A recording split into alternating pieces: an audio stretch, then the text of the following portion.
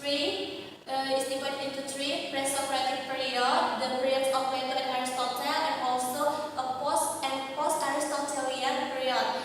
And the second period is the medieval philosophy, and also the third is modern philosophy. Modern philosophy began with a revival of skepticism and the rise of modern physical science. And the last is the contemporary philosophy. The contemporary philosophy within the 20th century, philosophy has increasingly become an activity practice within the university, and accordingly it has become more specialized and more distinct from the natural sciences. And the major areas of philosophy, has three: metaphysics, epistemology, and ethics or moral philosophy.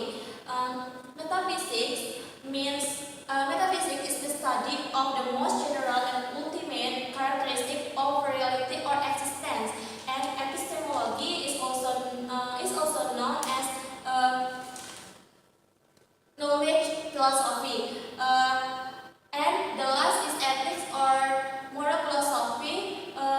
The major subfield of philosophy is ethics, or also known moral philosophy. And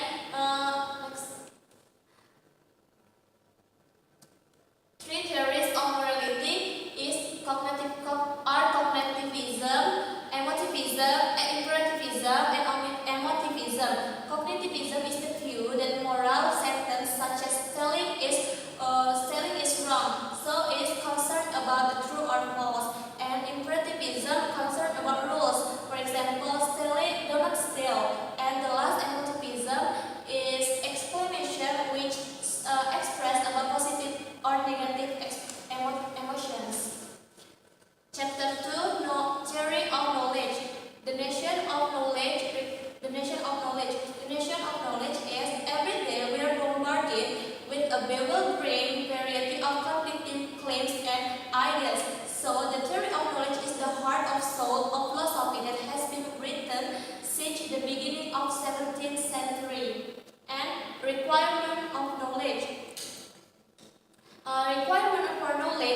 There are three requirements for knowledge. The first is the belief condition. The third condition is divided into three, and correspondence, coherence, pragmatic, and the last is justification condition. For the belief condition, for belief as a necessary condition, we believe thousands of statements or prepositions. We cannot claim to know something unless we believe the things as it is or as it does. And for the third condition, the third as a necessary condition, for belief to becoming knowledge, it has to be true. And the three theories that prove it is true or not, we can apply correspondence, coherence, and pragmatic. Correspondence is an agreement, a proposition, or an actual fact. Whether coherence, a statement, or other relevant statement. And the last, pragmatic, truth can be identified only in a relation of consequences. And the justification condition. Justification is necessary for knowledge because knowledge is used in making plans and action. The origins of knowledge.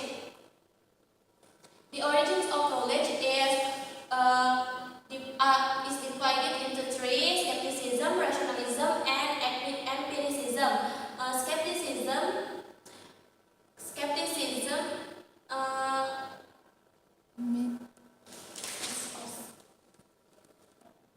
And the next, chapter 3, some basic notions about science.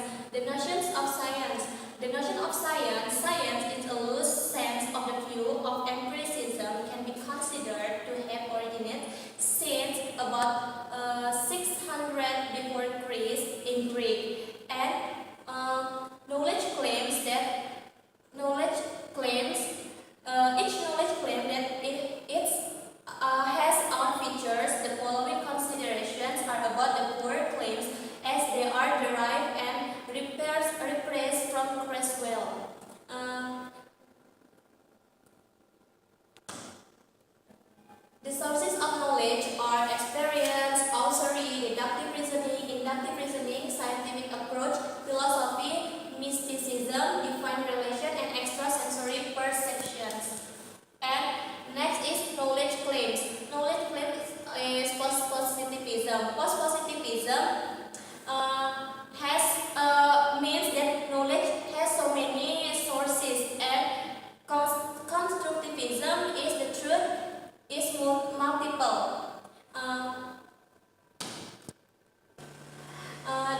third is advocacy or participatory knowledge through advocacy and participatory, and for pragmatic knowledge rise out in action. Scientific method.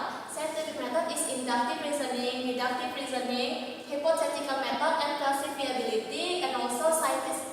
And the last is scientist attitude and the assumptions they make. Inductive reasoning. Scientist attitude and the assumptions they made. Scientist attitude is the first.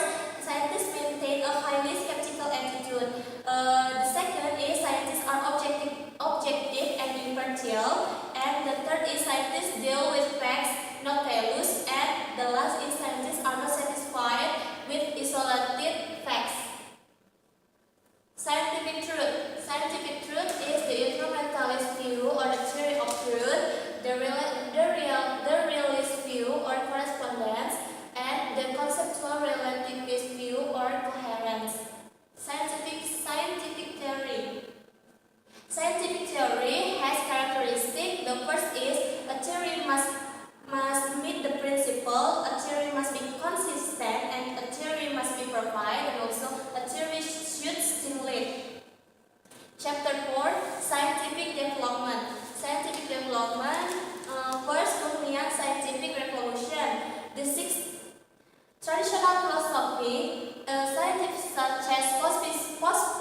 such as positivism and logical positivism accepted the rationality of science. Could describe the history of science as a repeating cycle of stage and provides an account of how scientific practice is shaped by deep assumptions and pseudoscience. A great deal of philosophers of science distinguish science from pseudoscience. They claim that there are important differences between science and pseudoscience. And the third, epistemological anarchism. Epistemological anarchism names Fairbairn's approach of science. Epistemological anarchism. Fairbairn is one of radical attackers. And the last is science as a social institution. Thomas Kuhn introduced that the idea of philosopher, historian of science have recently agreed that science has socially been shaped. Social context of the commitment of the individual scientists have significantly determined what is and is not science. The last is chapter 5, History of Science. History of Science has two: mythological science and rational science. Mythological science is also named ancient science, and from the point of view of the most modern scholars, it is possibly what is meant by a rational science or something unscientific. And the second is rational science, is divided into science in early culture, science in the Middle Age, early modern